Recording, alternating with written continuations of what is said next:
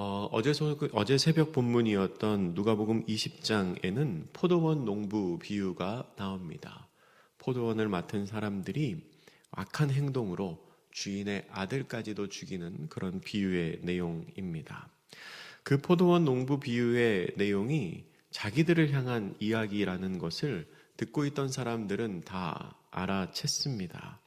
그래서 서기관들과 대제사장들이 예수님을 잡으려고 했지만 백성들의 시선이 두려워서 함부로 예수님을 잡지 못합니다. 그래서 그 사람들은 자기가 아닌 총독에게 잡게 하려고 일부러 꾀를 냅니다. 그것은 말로써 예수님을 책잡히게 해서 자기 손으로가 아니라 다른 사람의 손으로 예수님을 잡아서 가두려는 속셈이었습니다. 그래서 오늘 본문에 보면 정탐들을 보내어 예수님을 시험했다라고 나옵니다. 20절 중간에 정탐들을 보냈다라고 나오는데요. 근데 이 사람들이 마태복음에 보면 바리새인의 제자들과 헤롯 당원의 사람들이 예수님께 가서 질문을 했다고 말합니다. 그 사람들은 먼저 예수님을 찾아가서 예수님을 이렇게 막 지켜 세웁니다.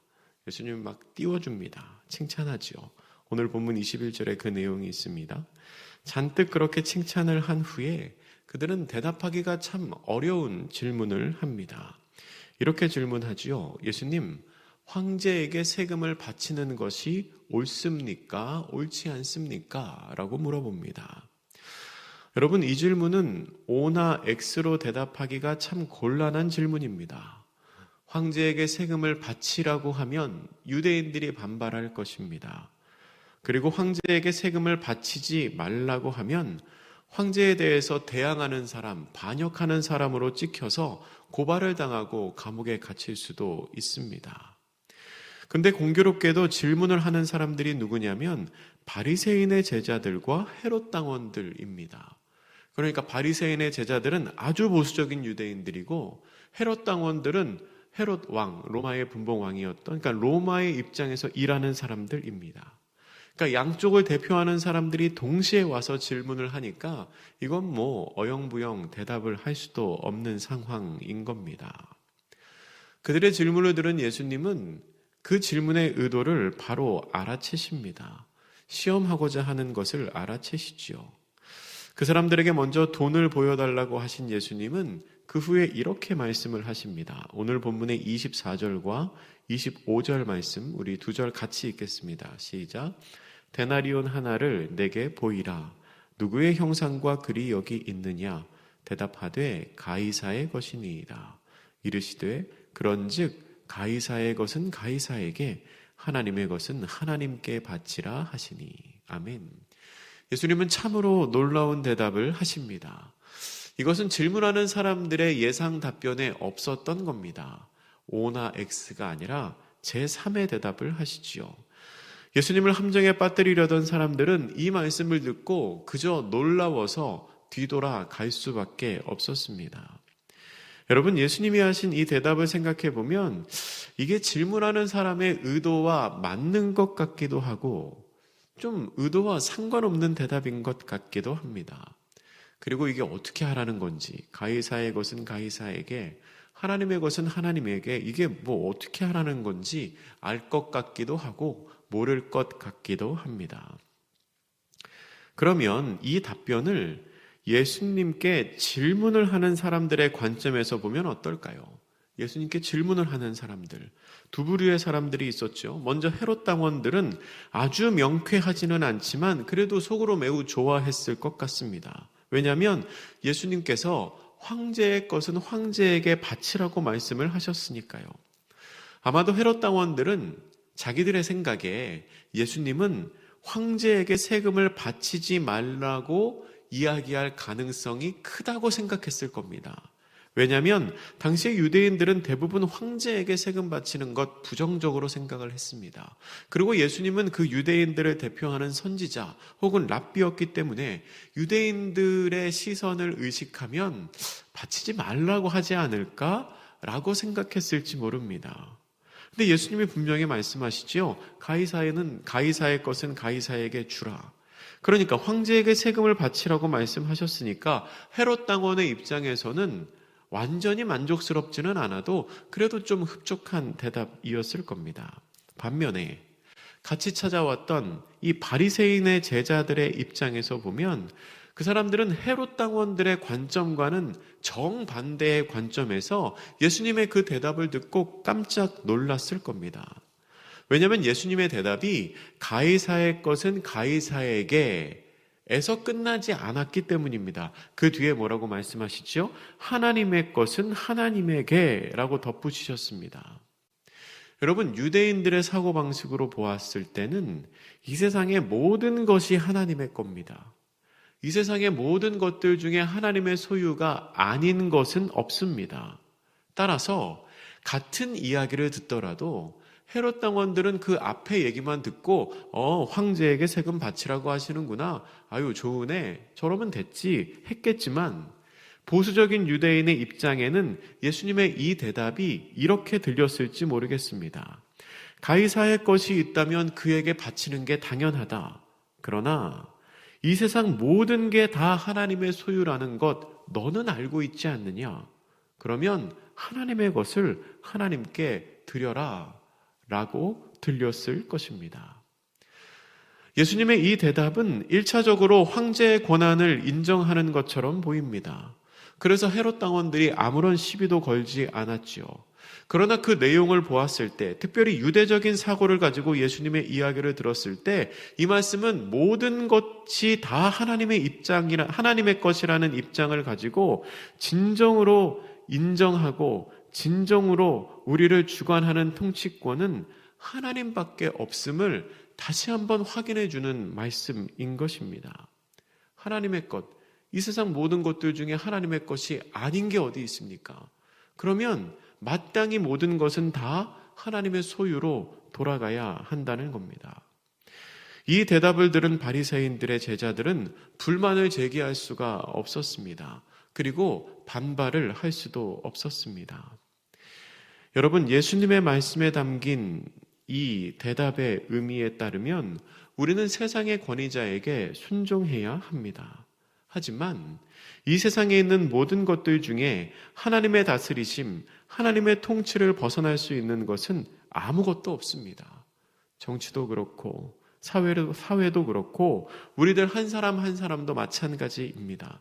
그 모든 것은 다 하나님의 통치 아래에서 이루어집니다. 그래서 이 세상을 살아가는 우리는 세상의 권위자도 따라가야 하지만 이 모든 것을 주관하시는 분이 하나님이심을 인정해야 합니다. 그 사실을 인정하는 것이 우리의 삶에서 하나님의 것을 하나님께 돌려드리는 행위입니다. 그 대답을 들은 바리새인의 제자들과 헤롯 당원들이 떠나갔습니다. 그 후에는 이제 사두개인들이 찾아옵니다. 사두개인들은 다윗 시대의 제사장이었던 사독의 후예를 자처하는 사람들인데요. 이 사람들은 유대의 정치 권력을 독점하고 있던 사람들이었습니다. 로마와 결탁해서 유대인들을 통치하는 일에 앞장섰던 사람들이지요. 근데 이 사두개인들은 모세 오경만을 유일한 경전으로 인정을 했습니다.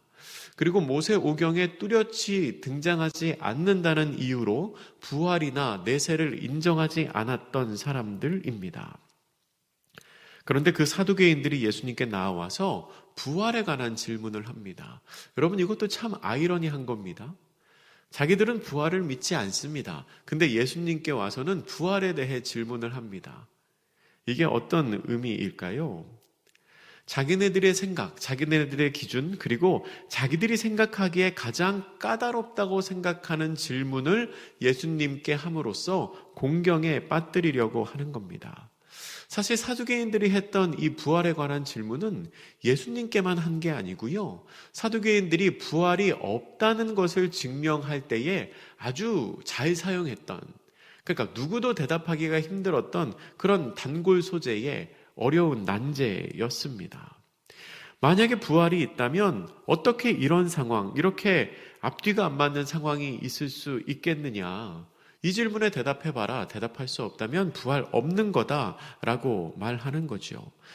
본문에서 사두개인들이 했던 질문은 이렇습니다. 유대인의 사회에서는 형이 후손이 없이 죽었을 때 동생이 형수와 결혼하는 제도가 있었습니다. 이것은 그 미망인을 보호하고자 하는 의도도 있었고 형의 가문, 형의 재산을 보호하고자 하는 의미도 있었습니다. 동생이 형수와 결혼해서 낳은 아이는 형의 자녀로 인정이 돼서 그 가문을 잇게 되죠. 그런데 그런 배경 하에 만약에 7형제가 동일한 여인과 연속적으로 결혼을 하고 그들 모두가 자녀가 없이 죽었다면 부활의 때에 이 여인은 누구의 아내가 되겠습니까? 이게 질문입니다. 첫째의 아내가 되겠습니까? 둘째의 아내가 되겠습니까? 그러면 모든 형제의 아내가 되겠습니까? 그거 참 말도 안 되는 상황 아닙니까? 그러니까 부활은 없어야 되는 거 아닙니까? 이게 사두개인의 주장이지요. 논리적으로 보았을 때는 참 그럴듯한 질문입니다. 그런데 예수님께서는 사두개인들의 그 질문 그 자체가 틀렸다고 말씀을 하십니다.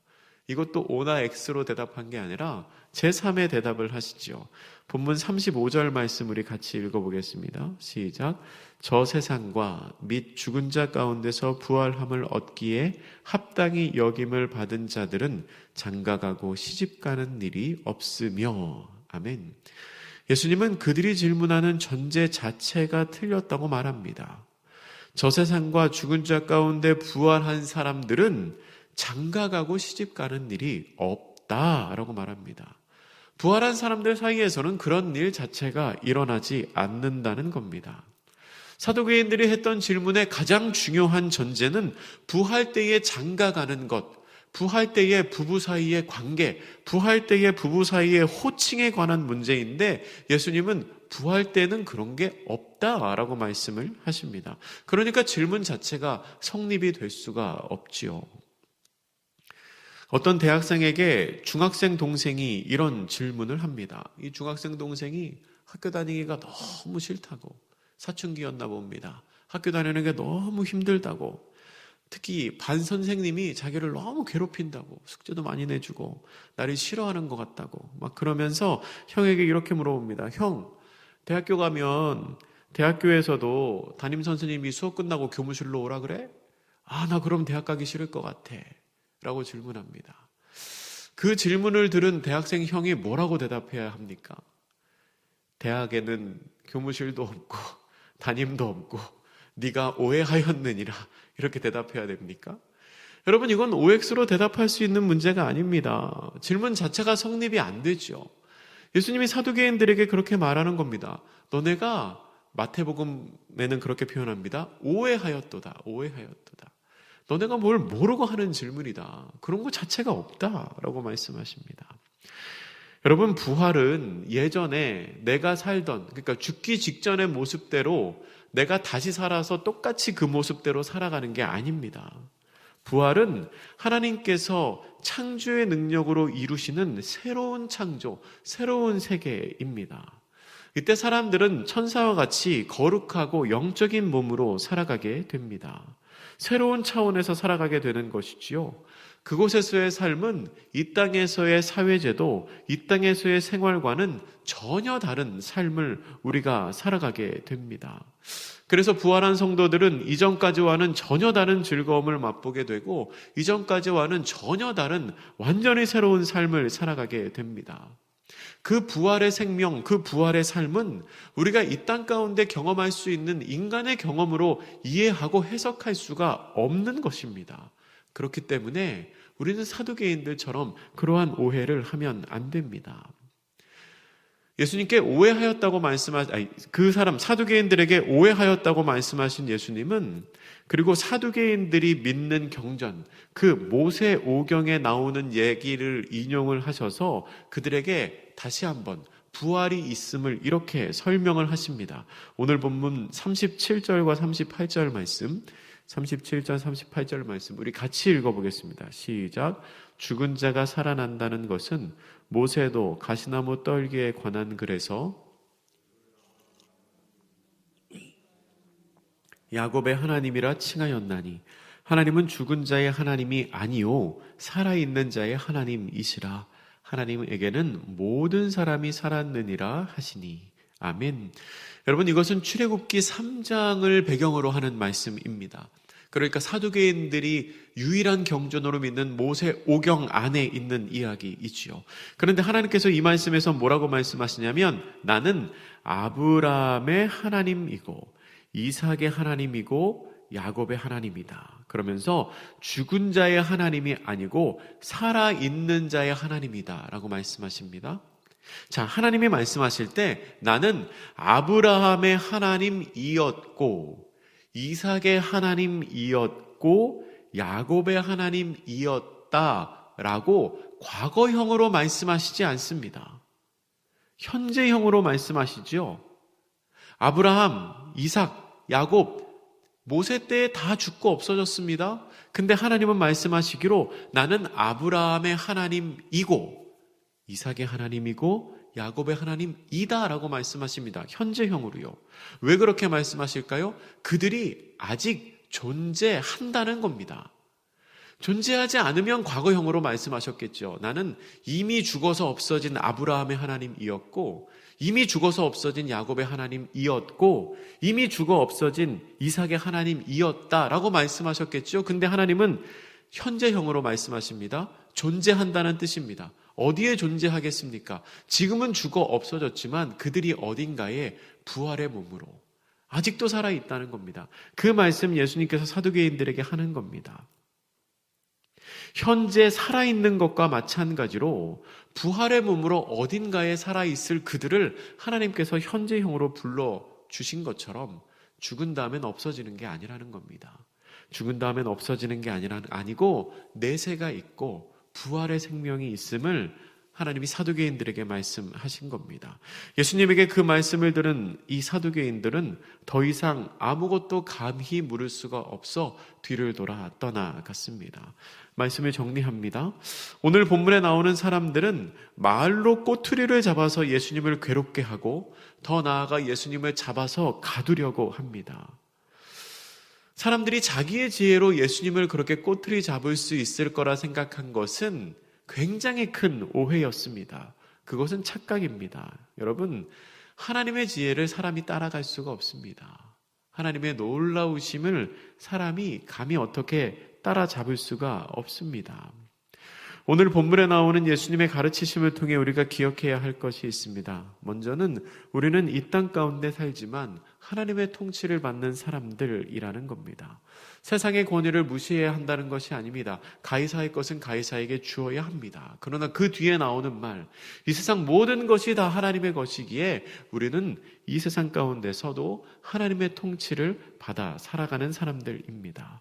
세상의 질서를 따라서 살아가지만 그와 동시에 하나님의 주권을 인정하는 사람들이 되어야 합니다. 두 번째로 우리는 부활과 영원한 생명을 믿고 기대하며 살아가야 합니다. 사람의 경험으로는 감히 헤아릴 수 없는 그 놀라운 기쁨과 놀라운 은혜가 있는 하나님의 나라, 그 천국, 그곳에서 우리가 부활의 거룩한 몸으로 살아갈 것을 기대하며 기쁨으로 사모함 가운데 살아가는 사람들이 되어야 합니다. 그렇게 이 땅 가운데 하나님의 주권을 의지하며 살며 또한 우리에게 베푸실 영원한 하나님의 나라를 기대하며 사는 복된 성도님들 되시기를 주님의 이름으로 부탁드립니다. 기도하겠습니다. 사랑의 하나님, 어떤 사람들이 예수님을 시험하고 예수님을 공경에 빠뜨리기 위해 주님께 나아왔지만 그러나 사람의 지혜로는 하나님을 따라갈 수가 없습니다.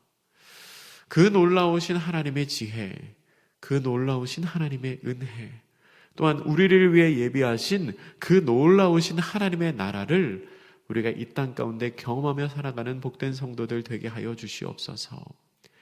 이 세상을 살지만 하나님의 통치 아래에 살며 우리를 위해 베푸실 놀라운 하나님의 나라를 기대하며 살아가는 오늘 한날이 되게 하여 주시옵소서. 감사드리며 예수님의 이름으로 기도드립니다. 아멘.